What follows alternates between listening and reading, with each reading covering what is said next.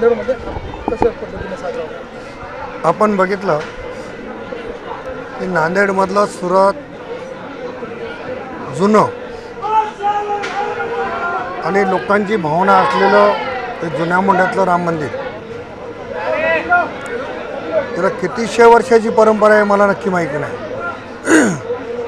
पण या ठिकाणी हा जो उत्साह आपण बघतोय, अशाच पद्धतीचा उत्साह नांदेड शहरात आणि नांदेड जिल्ह्यामध्ये सर्वत्र होतो.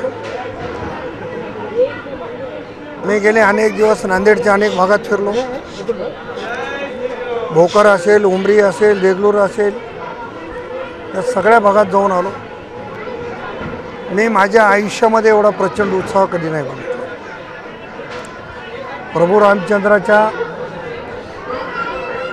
मूर्तीच्या प्राणप्रतिष्ठेच्या निमित्तानं आज देशामध्ये जे वातावरण निर्माण झालं आहे, खरं तर याचं श्रेय देशाचे यशस्वी पंतप्रधान नरेंद्र मोदी साहेबांचं आहे. अनेक ठिकाणी जी काही मंडळी तल्लीन होते या कार्यक्रमामध्ये, त्याचा उल्लेख करता येत नाही. काल भोकरला 2,500-3 हजार महिला भगिनी होत्या. देगलूरला गेलो 5,000 महिला भगिनी होत्या. आणि सगळेजण रामाच्या नामामध्ये तल्लीन झालेले होते. आपण जर मंदिरात बघितलं, एवढी मोठी जागा असताना सुद्धा कमी पडते. एवढं वातावरण या देशामध्ये निर्माण झालेलं आहे. लोकांना आता असं वाटायला लागलं आहे की सनातन धर्माची रक्षा करणारा कोण, सनातन धर्म काय. आणि त्याच्यामुळं आज देशातले एवढे साधू संत एकत्र येण्याचा योग यापूर्वी कधीच लाभलेला नाही. अयोध्येमध्ये जर बघितलं, प्रत्येक राज्याने वेगवेगळं स्टेज उभा केलं. त्या राज्याचे प्रमुख त्या स्टेजवर येत आहेत आणि प्रभू रामचंद्राच्या प्रति आपली श्रद्धा भावना व्यक्त करतात. तीच अवस्था नांदेडमध्ये आहे. अनेक जण आहेत की जे वेगवेगळ्या ठिकाणी गेलेले आहेत. त्यामुळं एक नवचैतन्याचं वातावरण या निमित्तानं नांदेड शहरात आणि जिल्ह्यात निर्माण झालेलं आहे. प्रति अयोध्या करण्याचा प्रयत्न बऱ्याच मंडळींनी या ठिकाणी केलेला आहे. मी त्यांचं मनापासून अभिनंदन करतो की अयोध्यामध्ये ज्या पद्धतीनं कार्यक्रम होतात त्याच पद्धतीने इथं झाले पाहिजे.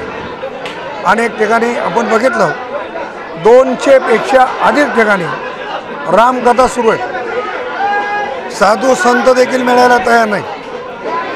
आणि 200 ठिकाणच्या रामकथेला सगळीकडे अशीच अलॉट करते. हे एकंदरीत या देशात भगव्याशिवाय आता दुसरं काही नाही असं वातावरण आता निर्माण झालं. अशोक चव्हाणांनी काल हे बा एवढ्या लोकांनी टीका केल्याच्या नंतर मजबूर होणे कोणी माझं घ्या म्हणून येत असं तर त्यांचंही स्वागत आहे.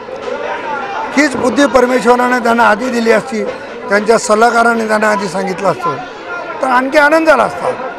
राम काय आमच्या कोणाचे एकट्याचे नाही आहेत, राम सर्वाचे आहेत, तुमचे आमचे सर्वाचे आहेत. त्याच्यामुळं रामाचा जयघोष करणं आणि तेही लोकांनी शिवे दिल्यावर करणं आणि स्वयंस्फूर्तीनं करणं याच्यात फरक आहे. इथं म्हणजे भाजपाचा प्रवेश होईल याचे संकेत.